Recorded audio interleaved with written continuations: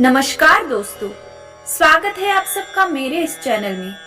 आशा करते हैं कि आप सब अच्छे होंगे। आज हम इस वीडियो में जानेंगे कि पितृदोष कैसे लगता है और इसकी पहचान कैसे करें।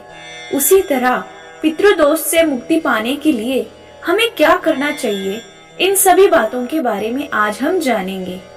तो चलिए शुरू करते हैं। अगर किसी व्यक्ति की कुंडली में पितृदोष रहता है तो उसे अपने जीवन में कई परेशानियों से जूझना पड़ता है।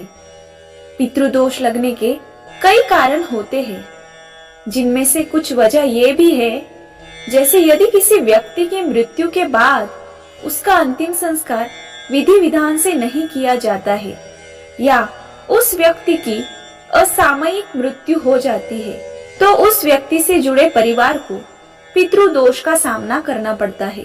ये सिर्फ एक पीढ़ी में नहीं, बल्कि पीढ़ी दर पीढ़ी चलता रहता है।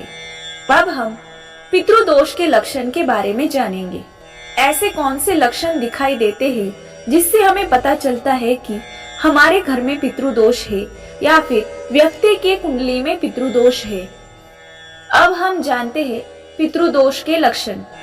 पितृदोष के कारण व्यापार या नौकरी में किसी प्रकार का नुकसान भी हो सकता है। शादी में किसी तरह की रुकावट आ सकती है या शादी के बाद मामला तलाक तक पहुंच सकता है। यदि कोई दंपत्ति अनेक उपाय करने के बाद भी संतान सुख से वंचित है या जन्म लेने वाला बच्चा मंद बुद्धि, विकलांग आदि होता है या बच्चा पैदा होते ही मर जाता है। अगर घर में रहने वाले लोगों के बीच किसी न किसी बात पर बहस होती रहती है तो इसका कारण पितृदोष हो सकता है। घर में मौजूद किसी सदस्य का बीमार होना भी इसी का लक्षण है। पितृदोष के कारण व्यक्ति को दुर्घटनाओं का भी सामना करना पड़ता है। अब हम जानते हैं पितृदोष कैसे लगता है। मृत्यु के बाद यदि विधि विधान से अंतिम संस्कार न किया जाए तो पितृदोष लगता है। असामयिक मृत्यु की स्थिति में परिवार के सदस्यों को कई पीढ़ियों तक पितृदोष का सामना करना पड़ता है। माता पिता का अपमान करने और उनकी मृत्यु के बाद परिवार के सदस्यों का पिंडदान, तर्पण और श्राद्ध न करने से पूरे परिवार पर पितृदोष लगता है।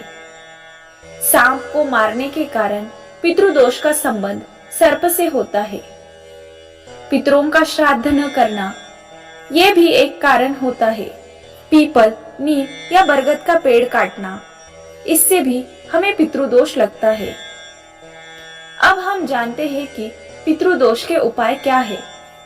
पितृपक्ष के दौरान पितरों के लिए विधि विधान से तर्पण और श्राद्ध करें। ब्राह्मणों को भोजन कराए और उन्हें दान दे। साथ ही वर्ष की प्रत्येक एकादशी, चतुर्दशी, अमावस्या पर पितरों को जल तर्पण करे और त्रिपिंडी श्राद्ध करे। पितरों की आत्मा की शांति के लिए प्रतिदिन दोपहर के समय पीपल के वृक्ष की पूजा करे। पितरों को प्रसन्न करने के लिए पीपल के जल में काले तिल, दूध, अक्षत और पुष्प अर्पित करे।